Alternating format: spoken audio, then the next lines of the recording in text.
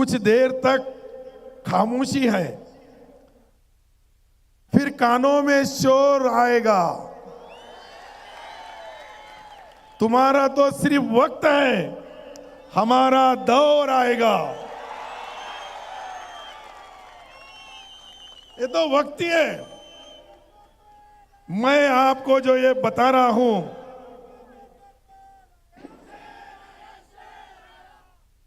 हे जे मी बोलू लागलो तुम्हाला, काही लोक एखादा नाला जसा खडखड करतोय तसा खडखड करू लागले।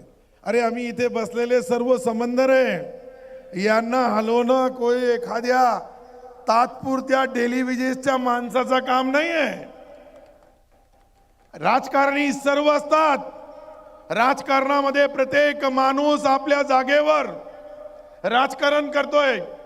मला अनेक लोकांनी सांगितलं का साहेब तुमचा निर्णय जो असेल आम्हाला मान्य असेल।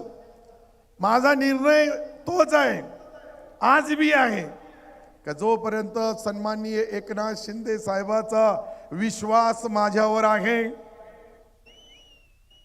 तोपर्यंत मी त्यांचाच आहे, त्याच पक्षात राहणार, कुठेही नाही। ज्या दिवशी त्यांचा विश्वास संपल त्या दिवशी तुमच्या सर्वांच्या आदेशाचा पालन करल।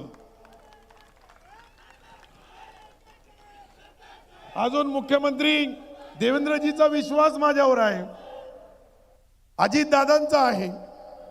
तर या राजकारणामध्ये पद येतात, पद जातात, परंतु पद नसताना इतक्या मोठ्या या मैदानावर पहिले स्वर्गीय बाळासाहेब ठाकरे साहेबांची सभा व्हायची, त्याला लोक यायचे आणि ती चर्चा पुऱ्या वर्षोनवर्ष चालवायची।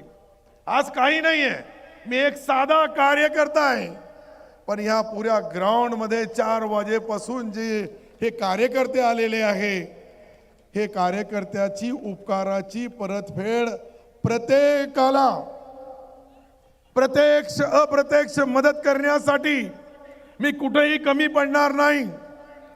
मी तुमचा मित्र म्हणून, तुमचा एक दोस्त म्हणून, तुमच्या परिवाराचा सदस्य म्हणून ज्या पद्धतीने काम करतात त्या पद्धतीने मी तुमच्या घराचा परिवाराचा सदस्य म्हणून काम करण्यामध्ये कुठेही कमी पडणार नाही। मला काही अनेक लोकांनी अनेक गोष्टी लिहून दिल्या का तुम्ही याचा खुलासा करा, त्याचा खुलासा करा। मी म्हणलं माझा सत्कार ज्या मित्रांनी ठेवलेला आहे फक्त मी त्या मित्रांचाच खुलासा करणार। ठीक आहे, त्यांचा काही अपेक्षा जरूर आहे, परंतु मलाही 5 वर्ष मंत्री म्हणून काम करण्याची संधी मिळाली। पुढच्या वेळेस काय होईल 2.5 वर्षानंतर हेही आज सांगता येणार नाही, कारण की राजकारणामध्ये कधीही त्या गोष्टी पुऱ्या होत नाही जे आश्वासन दिले जातात। मलाही त्याची जाणीव आहे। आमच्या नेत्यांनी सर्वांना सांगितलं की 2.5 वर्ष हे राहतील, 2.5 वर्ष ते राहतील।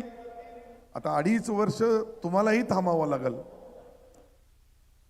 अनेकांना, परंतु मी काम करायला कुठं कमी पडणार नाही। मी मंत्री राहिलो 4 वेळेस, मी ज्या ज्या जिल्ह्याचा पालकमंत्री राहिलो त्या जिल्ह्यामध्ये या सत्तेचा 100% विजय झालेला आहे। तुम्ही यामध्ये तुम्ही पराजय झाले असतील, या स्टेजवर बसलेले काही आमचे मित्र डॉक्टर दिनेश, परंतु मी माझे कर्तव्य पार पाडताना ही गवाही देतो की मी धुळ्याचा पालकमंत्री होतो, त्या ठिकाणी 100% आमची महायुती निवडून आली। मी हिंगोलीचा पालकमंत्री आहे, त्यावेळेस होतो, तिथेही 100% निवडून आले।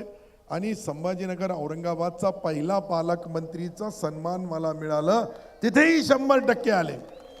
अरे किती कोण इतका नशीबवान असन मनाजीराव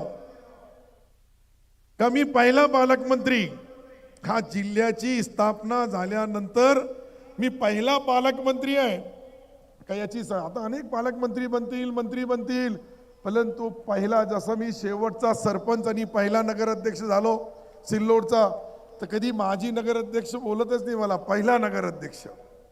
तसा पहिला पालकमंत्री बनण्याची संधी मला एकनाथ शिंदे साहेबांनी दिली. मी त्यांचे मनापासून आभार मानतोय.